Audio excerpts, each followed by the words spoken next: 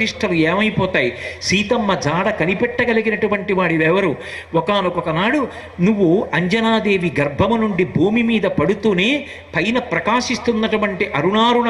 వర్ణంలో ఉన్నటువంటి సూర్యబింబాన్ని చూసి తినే ఫలము అని భ్రమించి పుట్టినటువంటి పసిపిల్లవాడివి ఆకాశ మార్గంలో వెడుతుంటే బాలార్కాభిముఖో బాలో బాలార్క యమూర్తిమాన్,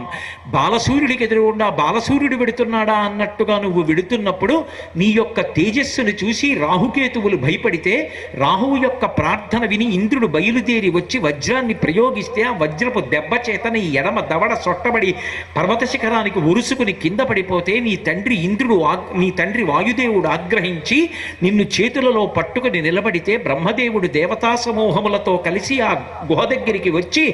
దేవతలందరూ లోకపాలకులు నీకు అపారమైనటువంటి వరములు ఇచ్చారు. బాల్యంలో నీకు అంత బలం ఉంటే మునుల యొక్క కార్యాల్ని పాడు చేస్తూ